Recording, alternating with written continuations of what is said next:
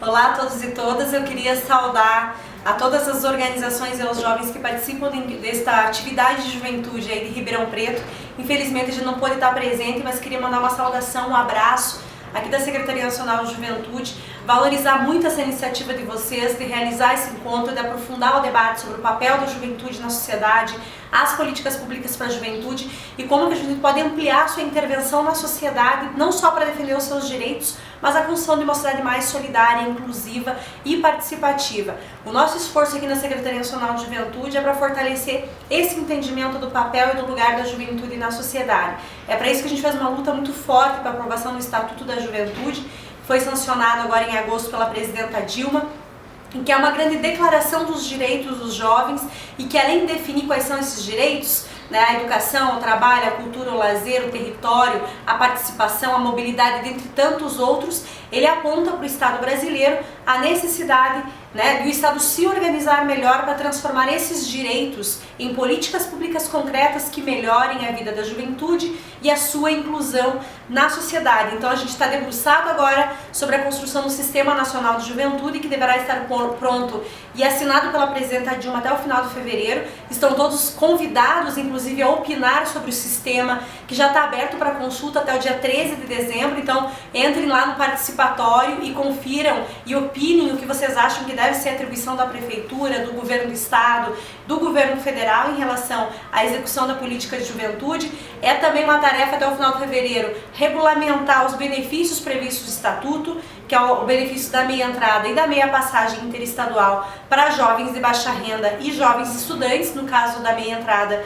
cultural e esportiva, e temos, além, obviamente, da instituição do sistema, da regulamentação dos benefícios, o desafio da construção do Plano Nacional de Juventude, que é onde a gente definirá quais são as metas, as ações, as políticas e o orçamento a ser executado em relação à política de juventude no Brasil para os próximos 10 anos. Um plano nacional, mas também planos estaduais e municipais. Isso é o que a gente chama de marco legal da política de juventude, que é um passo extremamente importante para que a política de juventude vire uma política de Estado, para além da transitoriedade dos nossos governos. Todo o esforço que o governo federal vem fazendo desde 2005 em construir uma agenda de juventude já incluiu avanços como o ProUni, o ProJovem, o Pronatec, as praças de esporte e cultura, as estações de juventude, o Plano Juventude Viva, tantas iniciativas importantes que hoje deu um salto de fato nas políticas de juventude no Brasil. A gente sabe que tem um caminho longo pela frente, especialmente porque ainda é baixa a adesão dos municípios, dos estados. Nós temos poucos órgãos gestores, né, que encampam essa política, e porque a gente acha que a participação social é fundamental, né, para fazer com que os jovens opinem não só sobre as suas políticas, mas o rumo,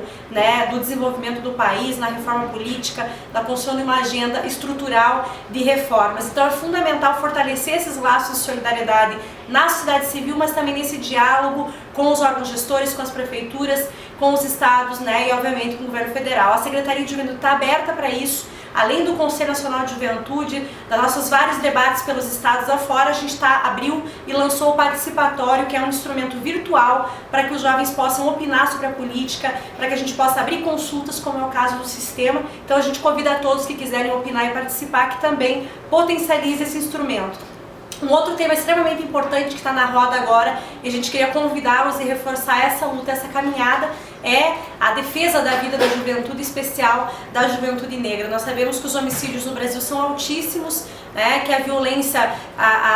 faz com que na maior parte das vítimas de homicídio sejam jovens negros e pobres das periferias urbanas as maiores vítimas, e o governo federal construiu o Plano Juventude Viva de prevenção à violência, especialmente contra a juventude negra. Estamos em processo de expansão, mas para além da chegada do plano nos municípios, a gente pretende com que esse plano seja um motivador a mais para que esse tema aconteça, se debata na sociedade, para que a gente amplie a solidariedade, né, em relação ao tema, para que não seja a morte dos jovens negros não seja vista como mais uma morte, mais uma pessoa que morreu, mais uma estatística. A sociedade precisa se comover e entender o que está por trás disso, enfrentar o racismo, o preconceito e a não criminalização da juventude, que é uma saída fácil, que acontece várias vezes, como em relação à própria redução da maioridade penal, que tem setores do Congresso Nacional, setores da sociedade que defendem com muita força como se isso fosse resolver o problema da juventude, quando a gente sabe que só vai piorar a situação na medida em que você criminaliza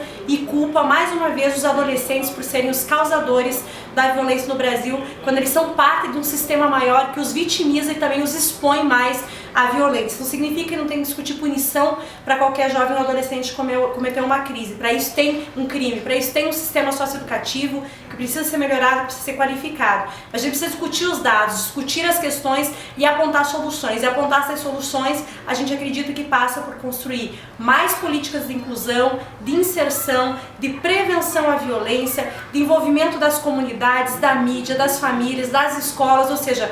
reduzir o problema da violência, inverter a lógica da violência que acomete a nossa juventude hoje no Brasil. É a tarefa de todos, do judiciário, do parlamento, né, dos governos, da sociedade civil organizada e da sociedade como um todo. Então é chamar a sociedade para fazer esse debate, e acho que vocês que estão aí, nós que estamos aqui, tem que estar cada vez mais junto fazendo essa discussão, discutindo na escola, discutindo na comunidade, fazendo abaixo-assinado, discutindo com os parlamentares, expondo os dados que de fato os jovens adolescentes não são os maiores causadores desse problema. Então é enfrentar um debate que vai e volta, que não está morto, né? Ele ressurge o tempo todo no Congresso Nacional para defender mais e mais a vida e as oportunidades da nossa juventude e não a sua criminalização. Então, um forte abraço para vocês, contem com a Secretaria Nacional de Juventude nessa luta e vamos construir um Brasil cada vez mais desenvolvido, com uma juventude participando ativamente desse processo de desenvolvimento, com políticas asseguradas e com o seu papel de sujeito político na sociedade cada vez mais enfatizado e valorizado. Bom encontro!